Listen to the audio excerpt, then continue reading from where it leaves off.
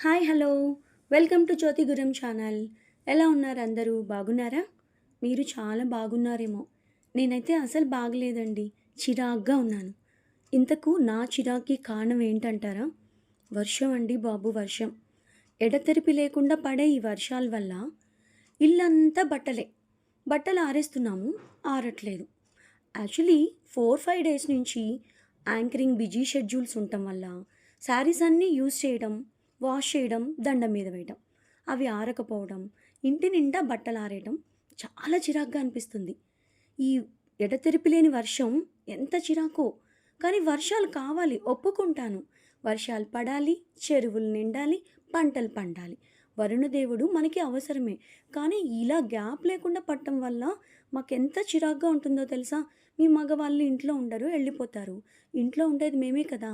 ఆ ఆరని బట్టలన్నీ కూడా ఒక బెడ్రూమ్‌లో వేసేసి 24 అవర్స్ ఫ్యాన్ ఏసినా కూడా అవి ఆరట్లేదు. వాటి నుంచి బ్యాడ్ స్మెల్ రావటం, చల్లగా ఉండటం ఎంత చిరాగ్గా ఉంటది మీరే చెప్పండి. అసలు యాక్చువల్లీ మా వినుకొండలో వర్షమే పడదండి. మా వినుకొండని రాకాసి గడ్డ అంటారు. ఎక్కడ వర్షం పడ్డా మాకు వర్షమే పడదు. కానీ ఈ సంవత్సరం లక్ అనమాట. వర్షాలైతే చాలా బాగా కురుస్తున్నాయి.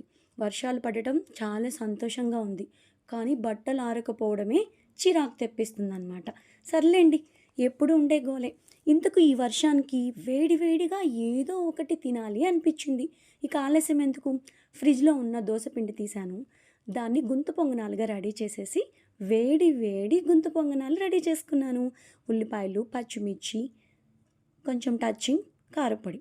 చూసారు కదా! వేడి వేడి గుంత పొంగనాలు. మీకు కూడా అండోయ్! మీరు కూడా టేస్ట్ చేయొచ్చు. ఇంతకు నా వీడియో నచ్చిందా? అయితే లైక్ ఇచ్చి కామెంట్ చేయండి. Thank you.